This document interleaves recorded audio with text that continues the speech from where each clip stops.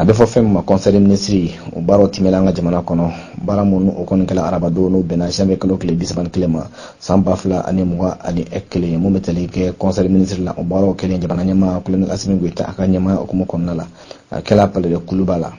ka jira k'a fɔ conseil des ministres mun ni a tɛmɛna hakilina dɔw tala a fɔ ma ko projet de texte ani ka kunnafonidi dɔ kɛ a kɛnɛ kan a bɛ fɔ fɛn ma ko chapitre des mesures législatives et réglementaires mun bɛ tali kɛ an ka ministre min ka baara ɲɛsinnen bɛ kiriko ma ani bunahadamadenw ka hakɛ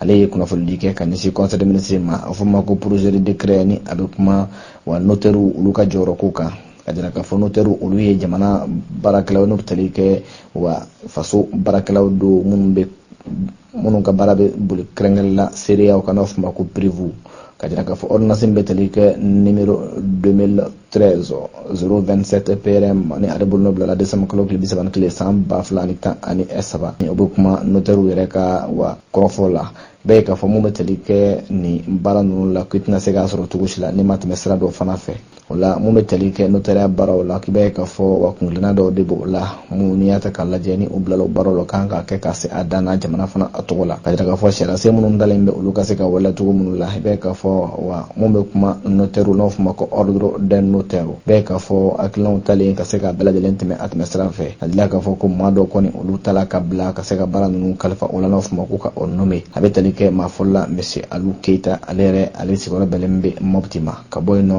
monsieur Mamadu Kamara ale sigiyɔrɔ bɛnnen bɛ Gao ma a fɔ ma ko chapitre de communication o hakilinaw la kin bɛ tali kɛ an ka ministre ka baara ɲɛsinnen bɛ transport ani infrastructure ma a ye kunnafonidi kɛ ka ɲɛsin conseil des ministres ma ka jira k'a fɔ mun bɛ tali kɛ wa baaraba dɔ olu bolo dalen don kɛrɛnkɛrɛnnenya ka se ka mun bɛ kuma sira min bɛ ta ka bɔ Bamakɔ ka taa Kuluba ka tila ka taa Kati i bɛ k'a fɔ ni a bɛ fɔ ma ko RR9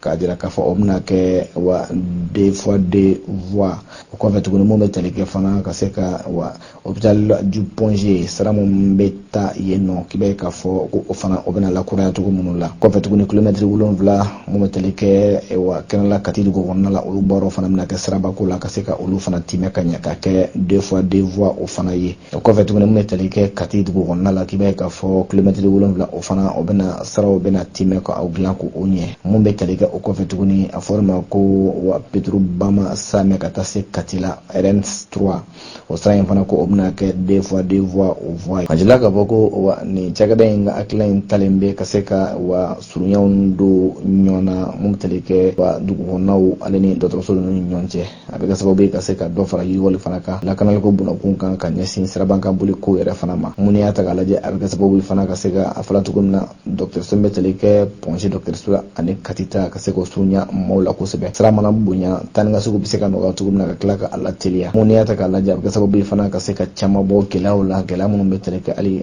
kasabi walima nafolo minnu kan ka don a sira ninnu baaraw la gɛlɛya minnu bɛ a sira la ka caman ta ka bɔ o fana la a jira k'a fɔ ko bɛ tali kɛ nin siraba baara ninnu la baaraw dayɛlɛliw kan ka kɛ février kalo tile gale san 2024 a bɛ kɛ wa Katikaw fɛ kɛnɛ la a bilalen bɛ jamana ɲɛmaa colonel Assimi Goïta ale ka lahɔrɔma ani a ka bonya hukumu kɔnɔ n'an bɔra yen bɛ tali kɛ ministre des mines la ale ye kunnafonidi fana kɛ ka ɲɛfɔli kɛ ka ɲɛsin conseil des ministres ma mun ni y'a ta k'a lajɛ ka jira k'a fɔ kɛnɛ la yɔrɔ min bɛ tali kɛ wa dugulana fɔ ma ko Kɔbada n'o bɛ tali kɛ a sanubɔyɔrɔ la Samaya o mara la kɛrɛnkɛrɛnnen la commune bɛ tali kɛ Nunga wa Kangaba o cercle la kɛrɛnkɛrɛnnen la k'i bɛ k'a fɔ tiɲɛni mun kɔni kɛla yen nɔ n'u talen bɛ ka se ka wa dama da firi jama caman kan ni a ma fatuta kɔni cɛya la jira k'a fɔ ko gouvernement kɔni a ye wulikajɔ kɔni kɛ ka se ka an ka ministre ba fila n'u bɛ tali kɛ mine ministre ani environnement ministre ka olu bila ka taa nin yɔrɔ kofɔlen na ka taa ɲɛ da o kan ka tila ka tasibila kɛ ka ɲɛsin forow ma taala ɲɛ da o kan k'i bɛ k'a fɔ baaraw kɔni kɛla a kɛcogo ɲuman la sabula o taala ka se ka taa ɲɛ da yɔrɔ yɛrɛ kan gɛlɛya minnu bɛ ka olu fana bɛɛ lajɛlen ta o kɔfɛ tuguni ka se ka tasibila ani dɛmɛ ta ka ɲɛsin wa banbatɔ o ka maaw ma fo ka taa se dugu fana ma jamana ɲɛmaa fana tɔgɔ la mun bɛ tali kɛ wa Samaya wa n'a n'o ka dugumɔgɔw fana bɔra ka bisimilaliw fana kɛ maa minnu ye gɛlɛya sɔrɔ ka taa se wa dugumɔgɔ bɛɛ lajɛlen ma o hakilina kelen kɔnɔna la mun bɛ tali kɛ nin baaraw la o tilalen kɔ sa o yɛrɛ fana ye sinsin kɛ ka fɔ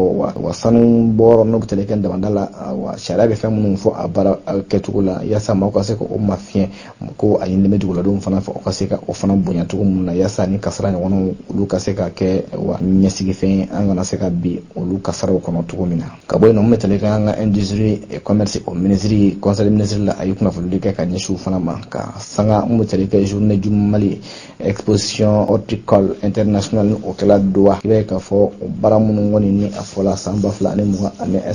i b'a ye k'a fɔ a daminɛla kabi octobre kalo tile 2 san 2023 a bɛna taa kun cɛ fɔ mars kalo tile 28 san 2024 ka jira k'a fɔ mun bɛ tali kɛ janvier kalo tile 22 tɛmɛnen la kɛrɛnkɛrɛnnenya Mali kɔnɔna la o ye sigi ka babu dɔ kɛ hakilina in kan kumasen minnu tala nanzarakan na fɔla tan ko désert vert meilleur environnement minnu tali kɛ anw yɛrɛ ka désert kɔnɔna la k'i b'a ye k'a fɔ wa kɛnɛ don kɛnɛ mun fana wa sɔrɔ bɛ se ka kɛ a kɔnɔ kosɛbɛ wa kɛnɛ fɛrɛlenba don wa a nafa ka bon k'i b'a ye k'a fɔ o ye i sinsin kosɛbɛ ka se ka kumasen ninnu kɔni cari ka se ka babu 4 bɔ a kɔnɔ ɲɛfɔliw ka kɛ ka tila ka kuma mun bɛ kuma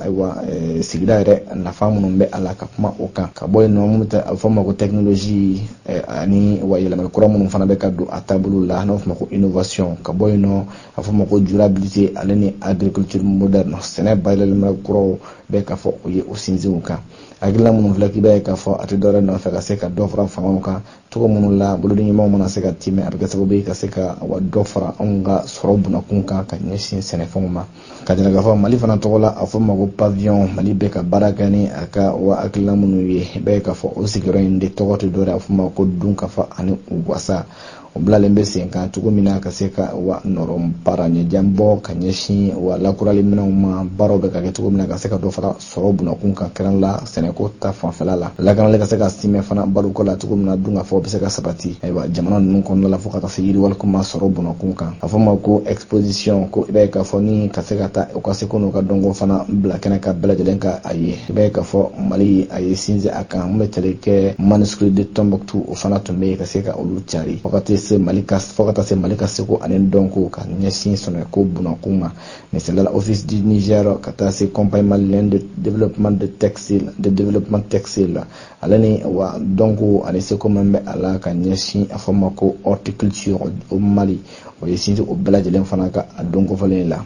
ministre ka taama mun kɛla ka taa nin kɛnɛ kofɔlen in kan k'i b'a ye k'a fɔ a y'i t'o la ka se ka wuli ka jɔ kɛ ka Mali ka projet ba 2 kɔni ta k'o jira ni wa jamanaba ninnu fana la o bɛ se ka hakilina cari cogo min na a sen fɛ n'i y'a ta k'a lajɛ a fɔ ma ko wa sigi ka fɔ babu kɔni sela ka timɛ mun bɛ tali kɛ chambre de commerce industrie du Mali tɔgɔ la ale ni chambre de commerce Qatarkaw i b'a ye k'a fɔ o sigi ka fɔ fana kɛ ka ɲɛsin wa sɔrɔ bunakun ma fo ka taa se an bɛ se ka bolo ɲuman kɛ cogo min na ka baaraw kɛ ka bɔ yen nɔ an ka ministre de la santé n'i y'a ta k'a lajɛ kɛnɛyaso ani wa ɲɔgɔn dɛmɛ o ministre a ye kunnafonidi kɛ ka ɲɛsin conseil ministre ma ka sanga banako ma an ka jamana kɔnɔ bana mun ni a bɛ tali kɛ coronavirus bana la ko a jala k'a fɔ nin dɔgɔkun in ta ko o banabatɔ kɔni dɔgɔyala ka tɛmɛ dɔgɔkun tɛmɛlen ta kan ka bɔ yen nɔ mun bɛ tali kɛ bana min n'a fɔ ma ko dengue a jala k'a fɔ ko nin dɔgɔkun in fana olu ta dɔgɔyala kosɛbɛ ka tɛmɛ dɔgɔkun tɛmɛlen o ta kan o de senfɛ jamana ɲɛmaa colonel Assimi Goïta a ye welewelemada kɛ ka ɲɛsin jamanadenw bɛɛ lajɛlen ma mɔgɔw ka se ka dija fɛn fɔla ka se ka an tanga bana in ma mɔgɔ ka se ka o bonya ka a bɔ a sira fɛ cogo minnu la yɛrɛ tanga ko o bɛ kɛ sababu ye ka se ka bana in o kɔn bolonɔ bilala sɛbɛn in na janvier kalo o tile 31 san 2024 secrétaire général adjointe du gouvernement madame Koulibaly Fatoumata Baldé chevalier de l'ordre national ale fɛ